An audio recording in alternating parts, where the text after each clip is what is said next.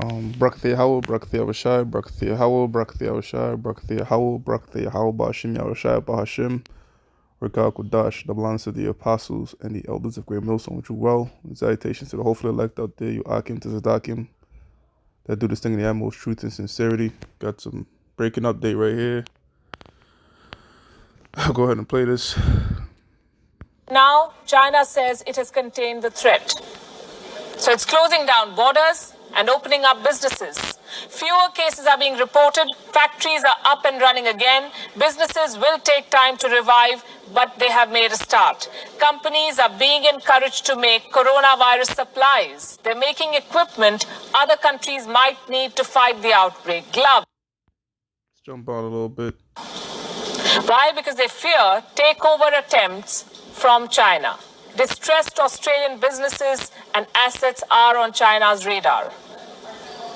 It's not just Chinese companies that stand to gain. Foreign companies based in China are also back in action.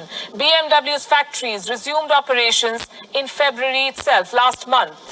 Fiat Chrysler has also restarted production. Foxconn has resumed work in its mainland China factories. All right, so when you watch this entire video, I'm not going to play it in its entirety, but as you can see, the play is being made. All right, the coronavirus hoax has served its purpose. They might continue to use it again for the martial law exercises, but this, as I said in previous lesson, this is going to be the biggest economic boom. When I say that, I mean it's going to be artificial. Stock prices, stock market is going to go all-time highs. All this type of, it's going to give one of the greatest false sense of delusions probably in U.S. history. You got people that's pumped up, ready to go out and buy. Right now, you already see in China, which during this crisis, I was always wondering why China would go along with this whole coronavirus hoax, because they stand to gain buying up a shit ton of U.S. stocks if you've been following what's going on to take control over American companies. So now they're starting to come out with, now they're trying to diet back down.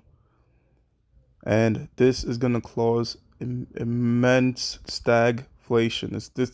This might be the thing that collapsed the dollar. So let's see, man.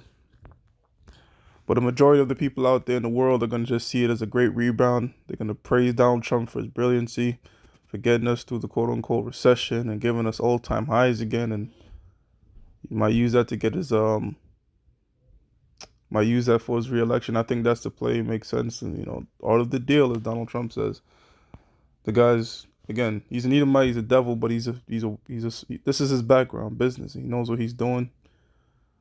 Now, this is the book of 1 Thessalonians 5:3. For when they shall say peace and safety, then sudden destruction. So when this false sense of peace and safety comes from the result of these checks, these handout checks, that's ultimately going to throw you more into debt and just destroy, if not already been destroyed, the middle class, man. There's a lot of mom and pop businesses that are suffering greatly. And I just want to say praise out to all the brothers that have been affected due to this coronavirus situation.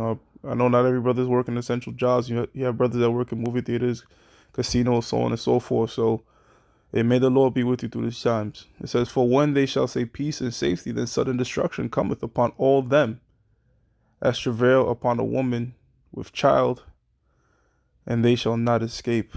So as the apostle was saying in the last video, the scriptures do say, look, they were given into marriage. They was having a great old time when Yahushua comes as a thief in the night to destroy these fucking people out there, all right, and protect his elect, protect the ones listening. So if you hear news on the media saying America's resurged and this Donald Trump is this great, this, that, and the third, just know that, look, man, the U.S. Treasury, which is responsible for printing actual fiat currency, is separate from the Feds, which is issuing out digital fiat currency.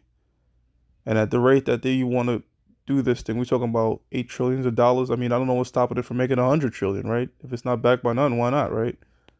It's going to lead to the collapse of the dollar.